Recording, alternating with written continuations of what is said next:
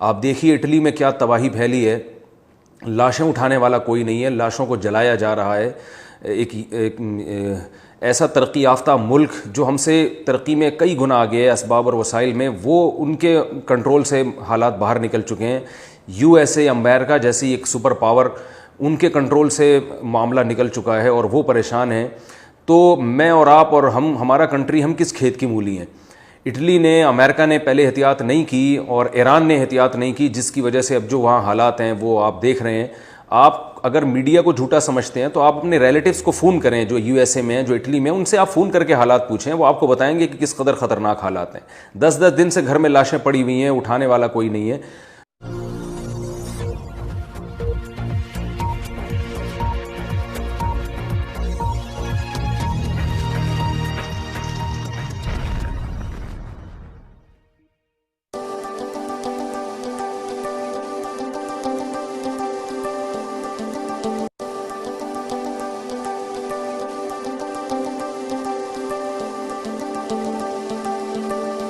ہونے کا خطرہ ہے اگر ہم نے حکومت کی ہدایات پر سختی سے عمل نہ کیا۔ آپ دیکھیے اٹلی میں کیا تباہی پھیلی ہے، لاشیں اٹھانے والا کوئی نہیں ہے، لاشوں کو جلایا جا رہا ہے۔ ایک ایسا ترقی یافتہ ملک جو ہم سے ترقی میں کئی گنا آگے ہے اسباب اور وسائل میں، وہ ان کے کنٹرول سے حالات باہر نکل چکے ہیں۔ یو ایس اے، امریکہ جیسی ایک سپر پاور، ان کے کنٹرول سے معاملہ نکل چکا ہے اور وہ پریشان ہیں۔ تو میں اور آپ اور ہمارا کنٹری، ہم کس کھیت کی مولی ہیں؟ اٹلی نے، امریکہ نے پہلے احتیاط نہیں کی اور ایران نے احتیاط نہیں کی، جس کی وجہ سے اب جو وہاں حالات ہیں وہ آپ دیکھ رہے ہیں۔ آپ اگر میڈیا کو جھوٹا سمجھتے ہیں تو آپ اپنے ریلیٹیوز کو فون کریں جو یو ایس اے میں ہیں، جو اٹلی میں ہیں، ان سے آپ فون کر کے حالات پوچھیں، وہ آپ کو بتائیں گے کہ کس قدر خطرناک حالات ہیں۔ 10 دن سے گھر میں لاشیں پڑی ہوئی ہیں، اٹھانے والا کوئی نہیں ہے۔ تو آپ کیا یہ چاہتے ہیں کہ آپ کے ملک میں بھی یہی حالات ہوں؟ یقیناً ہم یہ نہیں چاہتے، اور یہ بھی ایک حقیقت ہے کہ اس کی ابھی تک ویکسینیشن ایجاد نہیں ہوئی ہے، اس کا کوئی علاج ایجاد نہیں ہوا ہے۔ تو احتیاطی تدابیر ہی کے ذریعے اس سے روک تھام ممکن ہے۔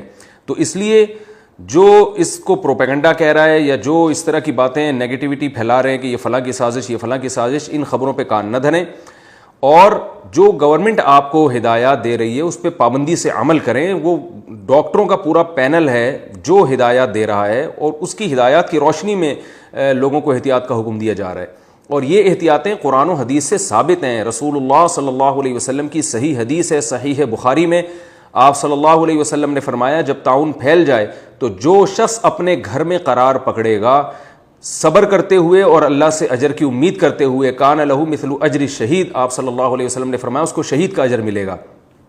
علامہ ابن حجر رحمہ اللہ تعالیٰ فرماتے ہیں کہ اگرچہ وہ اس وبا سے ہلاک نہ بھی ہو تو صرف گھر میں رہنے کی وجہ سے اس کو شہید کا اجر ملے گا۔ تو ہم کیوں اس حدیث پر عمل نہیں کر رہے؟ جب تمام ڈاکٹر یہ کہہ رہے ہیں اور سارے ماہرین اور پوری دنیا یہ کہہ رہی ہے، اتنے سارے لوگ غلط بات پہ جمع نہیں ہو سکتے، سب کہہ رہے ہیں، اور ہماری نبی صلی اللہ علیہ وسلم کی تعلیمات بھی ہمیں یہ کہہ رہی ہیں کہ گھروں میں قرار پکڑو، تو ہم حکومت کی ان ہدایات پر عمل کیوں نہیں کرتے اور اپنے نبی کے احکام کو فالو کیوں نہیں کرتے؟ ہم گھروں میں قرار کیوں نہیں پکڑتے؟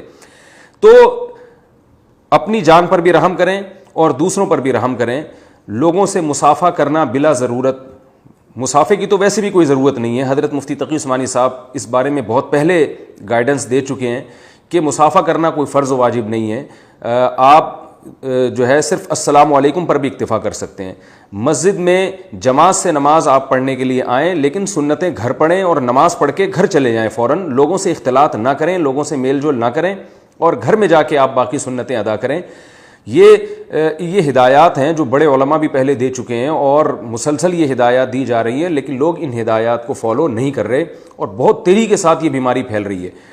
ڈاکٹروں سے میں نے خود سنا ہے، جو بڑے ماہر ڈاکٹر ہیں، دیندار بھی ہیں، کہ کم سے کم یہ وائرس ایک آدمی کے ذریعے 20 آدمیوں کو پھیل رہا ہے۔ اب آپ دیکھیں، ایک کے ذریعے جب 20 کو پھیلے گا، 20 میں ٹرانسفر ہوگا، تو ان 20 میں سے ہر ایک کے ذریعے جب 20 کو، تو یہ ملٹیپل ہوتا چلا جا رہا ہے۔ تو لوگ ابھی بھی اسی طرح سے اپنی شادی بیاہ کی تقریبات کر رہے ہیں، گیدرنگ ہو رہی ہے، ہلہ گلہ ہو رہا ہے، دعوتیں ہو رہی ہیں۔ یہ توکل نہیں ہے، یہ حماقت ہے، یہ بے وقوفی ہے۔ یہ وبا عام وبائی بیماریوں کی طرح نہیں ہے، اس کو آپ عام بیماریوں پہ قیاس نہیں کر سکتے۔ یہ ملٹیپل ہونے والی، بہت تیزی کے ساتھ پھیلنے والی بیماری ہے۔ ٹھیک ہے، اس میں موت کا ریشو 2% ہے، لیکن کیا آپ 2% اموات برداشت کر سکتے ہیں اپنے ملک میں؟ آپ دیکھیں اٹلی میں لاشیں پڑی ہوئی ہیں، اور منٹ کے حساب سے لوگوں کی موت واقع ہو رہی ہے، منٹوں کے حساب سے۔ تو ہم یہ سب برداشت نہیں کر سکتے. ہمارا ملک اس کا متحمل نہیں ہے.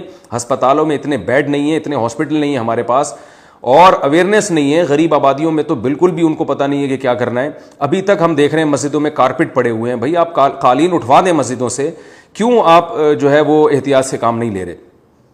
آپ اپنے لیے احتیاط نہیں تو دوسروں کے لیے احتیاط کریں. یہ وائرس اگر آپ میں ٹرانسفر ہو گیا تو ضروری نہیں کہ آپ بیمار ہوں, لیکن آپ کم سے کم 20 افراد کو یہ وائرس پھیلا دیں گے, تو آپ ان کی خاطر خود احتیاط کریں, کیونکہ یہ انسانوں سے انسانوں کو لگ رہا ہے اور چھینک کے ذریعے اور باڈی کے ذریعے ٹرانسفر ہو رہا ہے. تو گیدرنگ چھوڑ دیجئے, گھروں میں قرار پکڑیں. رسول اللہ صلی اللہ علیہ وسلم کے پاس بنو ثقیف کا ایک وفد آیا, صحیح ہے, مسلم کی حدیث ہے. اس میں ایک شخص تھا جذام کا مریض, جذام کی بیماری بھی لگتی ہے. آپ صلی اللہ علیہ وسلم نے ان سے ملنے سے انکار کر دیا, اور آپ نے فرمایا ہم نے یہیں بیٹھے بیٹھے تم سے بیعت کر لی ہے. تو لوگ اس پر ابھی بھی بحث کر رہے ہیں کہ مسافر کو دنیا میں کوئی نہیں روک سکتا, یہ شرعاً ناجائز ہے. آپ صلی اللہ علیہ وسلم نے احتیاط کے طور پر مسافر تو دور کی بات, فیس ٹو فیس ملاقات سے بھی انکار کر دیا. تو نبی سے زیادہ توکل کس میں ہو سکتا ہے؟ نبی سے زیادہ کون اللہ پر اعتماد کر سکتا ہے؟ نبی صلی اللہ علیہ وسلم تو تعاون میں گھر میں قرار پکڑنے کا حکم دے رہے ہیں, اور ان احادیث کی دھجیاں اڑائی جا رہی ہیں, اور صرف توکل والی احادیث کو فوکس کیا جا رہا ہے. نبی صلی اللہ علیہ وسلم نے ارشاد فرمایا شد عقالہ وتوکل علی اللہ, پہلے اونٹ کو رسی سے باندھو, اس کے بعد اللہ پہ اعتماد کرو. ہمیں اسباب اختیار کرنے کا حکم ہے.